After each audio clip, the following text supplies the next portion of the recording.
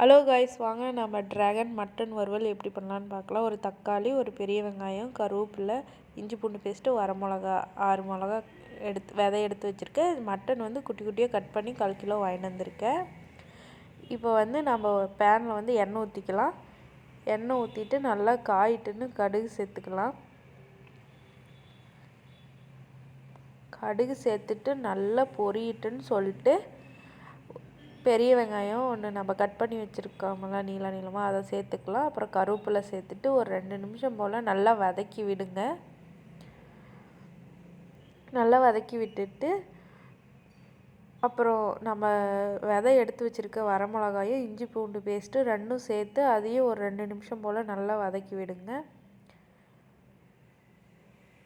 2 நிமிஷம் போல் நல்லா வதக்கி விட்டுட்டு தக்காளி பழம் ஒன்று நான் சின்னதாக கட் பண்ணி வச்சுருக்கேன் குட்டி குட்டியாக, அதையும் சேர்த்து கொஞ்சம் சால்ட்டு சேர்த்து நல்லா வதக்கி விடுங்க.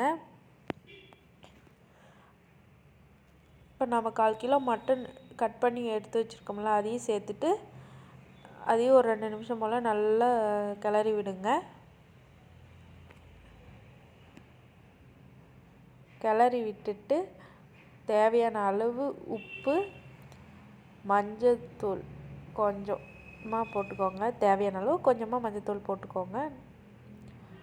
கொத்தமல்லி தூள் 3 ஸ்பூன் போட்டுக்கிறேன். மட்டன் 3 ஸ்பூன் போட்டுக்கிறேன். கறி மசாலா தூள் 2 ஸ்பூன் சேர்த்துக்கிறேன். காஷ்மீரி மிளகாய் தூள் 1/2 ஸ்பூன் நான் சேர்த்துக்கிறேன்.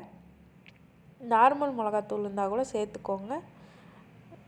இதெல்லாம் சேர்த்துட்டு நல்லா மிக்ஸ் பண்ணி விடுங்க. ஒரு 2 நிமிஷம் போல் நல்லா கிளறி விடுங்க. ஒரு 2 நிமிஷத்துக்கு நல்லா கறியிலேருந்து தண்ணி விடும். அப்படி விடுற வரைக்கும் நல்லா கிளறி விடுங்க ஒரு 2 நிமிஷம் போல்.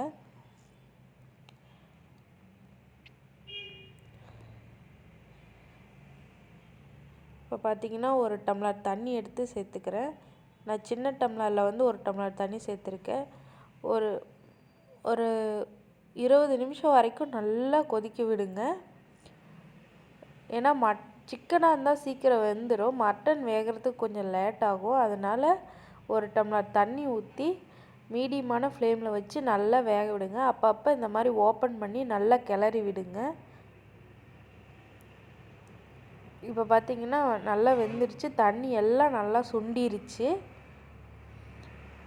இன்னும் கொஞ்சம் ட்ரையாக நான் வறுத்துக்கிறேன். நீங்கள் வேணும்னா ஃபஸ்ட்டு காமிச்சல அந்த மாதிரி கிரேவியாக வேணும்னா கூட இறக்கலாம்.